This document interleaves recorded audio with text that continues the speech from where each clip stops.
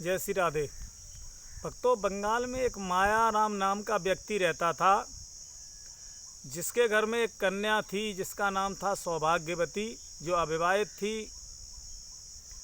दोनों मिलकर के दूध का धंधा करते थे। वो कन्या जब दूध गाय से निकालने जाता था तो वो कन्या एक बाल्टी जब साफ करके लाती थी, उसमें पानी लेके आती थी। तो पानी मिला हुआ दूध वो लोगों को बेचता था। इस प्रकार से 2 नंबर का धंधा करते हुए वो दूध बेचता हुआ यानी बेईमानी कर रहा था।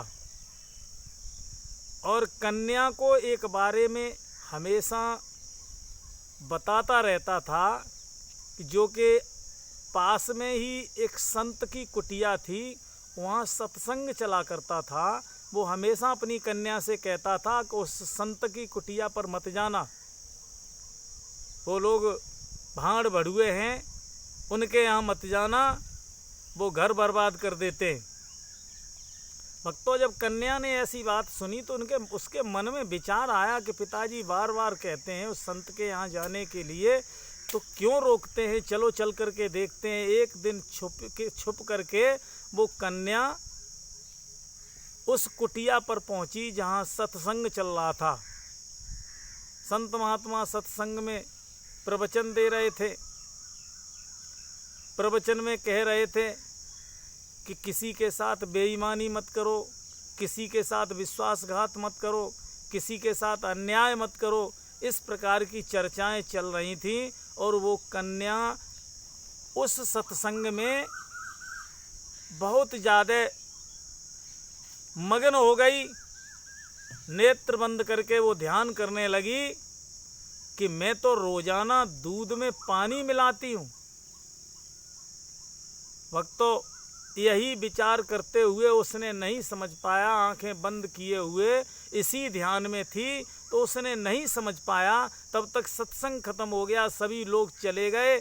तब वो नींद से जागृत हुई और देखा उसने कि सब लोग चले गए, तो उस संतों के चरणों में गिर पड़ी और कहने लगी, महाराज मेरे साथ मैं बहुत अन्याय करती हूँ, हम पर उपकार करो। तो संतों ने उसे ज्ञान दिया कि किसी के साथ अन्याय मत करो, किसी के साथ बेईमानी मत करो, जो तुम दूध का धंधा करती हो उसमें पानी मत मिलाओ, इसका परमात्मा को जवाब देना पड़ता है। उस कन्या के समझ में वही बात आ गई और वो घर पर आई। उसने प्रतिज्ञा की कि आज के बाद हम बाल्टी में पानी नहीं देंगे पिताजी को, चाहे कुछ भी हो जाए।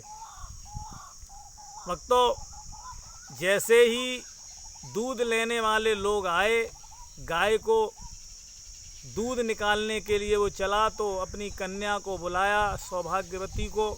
सौभाग्यवती आई और उसने बाल्टी धो करके दी, तो उसमें जल नहीं दिया, खाली बाल्टी दे दी। खाली बाल्टी को देख करके मायाराम कहने लगा, बेटा तुमने ये अच्छे से साफ नहीं की, दोबारा साफ करके लाओ। दोबारा उसने बाल्टी फिर साफ करके दी, लेकिन जल फिर भी नहीं दिया उसमें। फिर उसने तीसरी बार कहा, तीसरी बार भी जब पानी नहीं दिया तो वो कहने लगा कि मुझे मालूम पड़ता है तू उन भाड़ भड़ुओं की कुटिया पर गई थी। विचार करने लगा।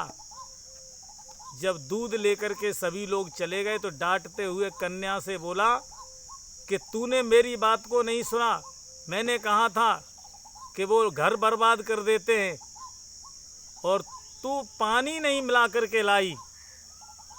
कन्या कहने लगी, पिताजी आज से हम पानी कभी नहीं देंगे। कहने लगे, अगर मेरी बात को नहीं मानेगी तो मैं लूले लंगड़े के साथ तेरी शादी कर दूंगा, गरीब के साथ शादी कर दूंगा, तब तुझे मालूम पड़ेगा कि दुख क्या चीज़ होती है। वो कन्या कहने लगी, पिताजी अगर हमारे भाग्य में लूला लंगड़ा और गरीब ही होगा तो मैं खुशी से उसे स्वीकार कर लूँगी।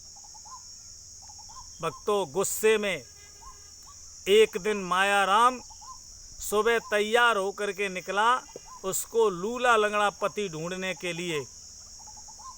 तब तक जैसे ही बाहर निकला तो क्या देखा कि बाहर राजा के सिपाही खड़े हुए। राजा के सिपाहियों को देखा तो घबरा गया। राजा के सिपाहियों ने कहा, मायाराम तुम अपनी कन्या के साथ राज दरबार में उपस्थित हो, महाराज का आदेश है। घबरा गया, सोचने लगा क्या बात हो गई, और अपनी कन्या को लेकर के महाराज के दरबार में पहुंचा।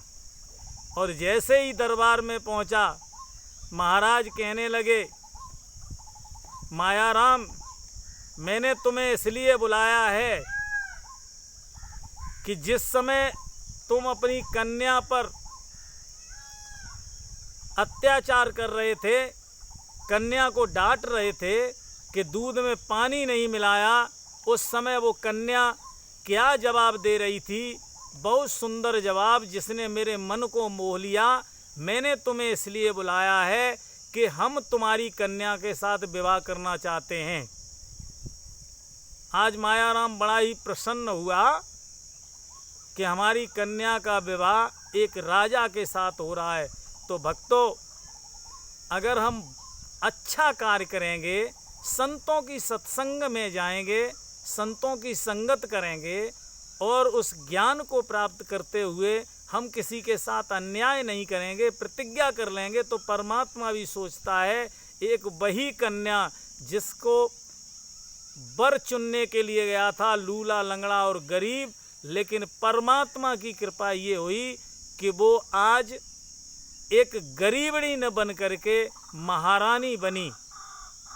तो ये दृष्टांत ये बताता है कि हमें किसी के साथ अन्याय नहीं करना चाहिए, किसी के साथ चोरी नहीं करना चाहिए, किसी के साथ विश्वासघात नहीं करना चाहिए। भक्तों, ये कहानी अगर हमारी अच्छी लगी हो तो हमारा चैनल सब्सक्राइब करें और घंटी का बटन ज़रूर दबाएं। जय श्री राधे।